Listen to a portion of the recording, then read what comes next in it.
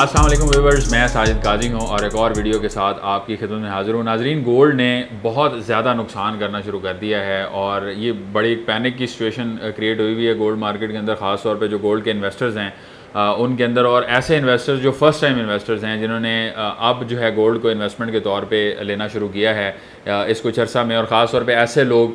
कि जिन्होंने अपने कुछ सेविंग रखी हुई थी। अभी मुझे बहुत सारे मैसेजेस मौसूल हुए, उसमें एक मैसेज था कि हमने अपनी बच्चियों की शादी के लिए जो पैसे रखे थे वो हमने 24 कैरेट गोल्ड में इन्वेस्ट कर दिया और 3,65,000 रुपये पर तोला के हिसाब से हमने गोल्ड ख़रीदा। और अब जो है वो बहुत कम है और उनको जो ऑफ़र्स आ रही हैं या अगर वो बेचने जाते हैं तो 3,27,000 से 3,30,000 में जो है मार्केट में बिक रहा है। आज जो रेट है वो 3,41,000 के अराउंड है कुछ वेबसाइट्स के ऊपर, और कहीं पे 3,37,000 के अराउंड भी है। तो जो मार्केट के अंदर रेट चल रहा है वो तकरीबन 3,44,000 से 3,45,000 के अराउंड चल रहा है। लेकिन जो ख़रीदने का रेट है वो 3,30,000 से ऊपर नहीं है। तो अगर आप बेचने जाते हैं तो आपको क्या रेट मिलता है, क्या ऑफ़र आती है, वो डिपेंड करता है। ज़्यादातर लोग जो है वो इस तरह से इनकार कर देते हैं कि जी अभी हम ख़रीद नहीं रहे, और जो ख़रीद रहा होगा वो आपको कहेगा कि जी 3,30,000 से ऊपर हम नहीं ख़रीद रहे। इसकी रीज़न क्या है ये मैं आगे चल के वीडियो में आपको बताता हूँ कि किस तरह से ये मार्केट मैनिपुलेशन जो है वो चल रही है, या एक अनसर्टेनिटी की वजह से जो इन्वेस्टर है वो अपना पैसा उसमें नहीं लगाना चाह रहा। दूसरे एंड पे जो नुकसान हो रहा है, ये नुकसान कितने अरसे तक कंटिन्यू करेगा और किस तरह से ये बेहतर हो सकता है, इसमें बेहतरी आ सकती है या नहीं आ सकती,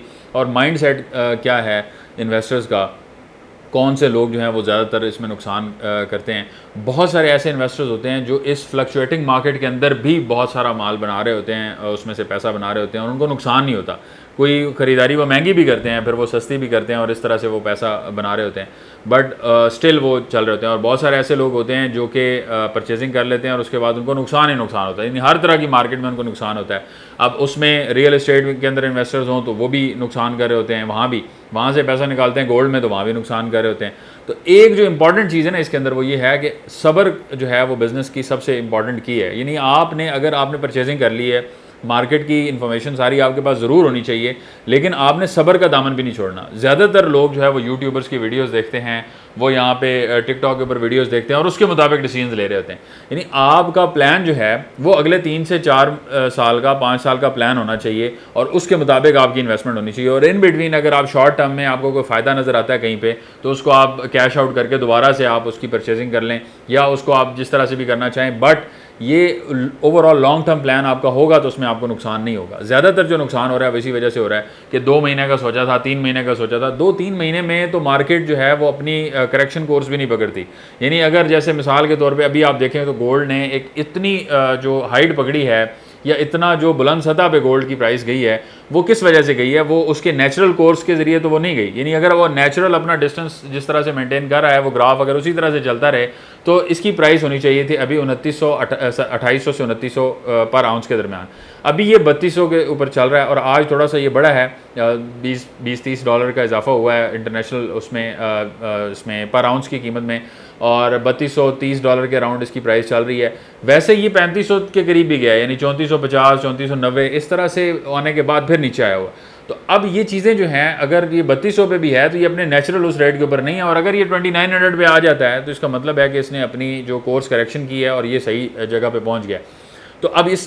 गोल्ड ने तो मार्केट के हिसाब से चलना है। अगर मार्केट के अंदर कोई अनसर्टेनिटी आती है, फिर कोई जंग छिड़ जाती है खुदा न खास्ता, या फिर कोई मसला आता है, जैसे अब बहुत सारी चीज़ें जो हैं वो उनको ज़बरदस्ती दबाया जा रहा है। आप ये देखें कि जितने मर्जी मसले हैं बस उसको मट्टी डाल दें और आगे चलें, कारोबार करें। अब यूएई गवर्नमेंट जो है, कतर जो है, सऊदी अरेबिया, ये सब जो अपने बिजनेसेस जो है वो बढ़ा रहे हैं अमेरिका के साथ, लेकिन इनके ऊपर प्रेशर भी बहुत है। अब फ़लस्तीन के ऊपर आंखें बंद नहीं की जा सकती, और अमेरिका क्या कर रहा है उसके ऊपर, तो वो कह रहा है कि आप आंखें बंद करें, आप हमारे साथ बिजनेस करें, हम आपको मुनाफा कमा के देंगे, आप हमारे मुल्क में इन्वेस्ट करें। वो इन्वेस्टमेंट इकट्ठी कर रहे हैं, ट्रिलियंस ऑफ डॉलर उन्होंने इकट्ठे कर लिए हैं, और उसके बरक्स फ़लस्तीन के लोगों के पास क्या है, गज़ा के लोगों के पास क्या है। तो ये सारा एक जो प्रेशर बन रहा है ये किसी भी टाइम बर्स्ट हो सकता है। खुदा ना खास्ता कोई ऐसी जंग वहाँ पे छिड़ती है तो फिर गोल्ड के ऊपर कितना प्रेशर आएगा। तो ये सारी चीज़ें जो हैं वो अपनी जगह पे हैं, और उस प्रेशर को सामने रखते हुए जो है वो अभी कुछ भी ये कहना कि जी ये ऊपर जाएगी, नीचे आएगी प्राइस, आज ऊपर जाएगी, कल नीचे आएगी, कुछ भी कहना जो है वो कबल वक्त है। लेकिन एक चीज़ ज़रूर है कि gold in the longer run आपको नुकसान नहीं देता। अगर आज आपने इसमें इन्वेस्टमेंट की हुई है और आप भूल जाएं कि अभी दुनिया में क्या हो रहा है, कल क्या होगा, परसों क्या होगा, जंग होगी नहीं होगी, कोई कहीं पे कोई जो टैरिफ वॉर चल रही हैं वो ख़त्म होगी नहीं होगी, ये सारी चीज़ें आप जहन से निकाल दें और आप सोचें कि आपने बस अब डिसीजन आपने ले लिया, आपने लेके रख लिया, यही आपका 1.5-2 साल बाद 3 साल बाद आपको रिकवरी भी देगा और आपके पैसे जो हैं वो महफूज भी रहेंगे, आपको किसी किस्म का मसला नहीं है। अंटिल अनलेस कि आपने डिसाइड कर लिया है कि आपने आज से ऑनवर्ड जो है अपने सारे काम बंद करके गोल्ड का काम करना है, तो फिर आप ट्रेडिंग में जाएं, फिर आप जैसे भी कर सकते हैं, मार्केट को देखें या रोज़ाना आप मार्केट में फिजिकली जाके विजिट करें क्या सिलसिला चल रहा है, या फिर आप यूट्यूबर्स की वीडियो देकर डिसाइड करें। अदरवाइज़ आपने अगर सिर्फ उसकी सेविंग के अतबार से इन्वेस्टमेंट की है और आपने सोचा है कि आपके पैसे भी सिक्योर हो जाएंगे और कल को फ़ायदा भी हो जाएगा, तो उसको होल्ड कर लेना बेहतर है। जिस तरह से मैं रियल एस्टेट के वाले से हमेशा से कहता आया हूँ और उसमें भी लोग जल्दबाजी करते हैं कि जी मैंने आज फाइल खरीदी है, दो किस्तें दी हैं, बाकी किस्तें मैंने कोई नहीं देनी, अब मुझे आप बेच के दें और मुझे इस पर मुनाफा भी लेके दें,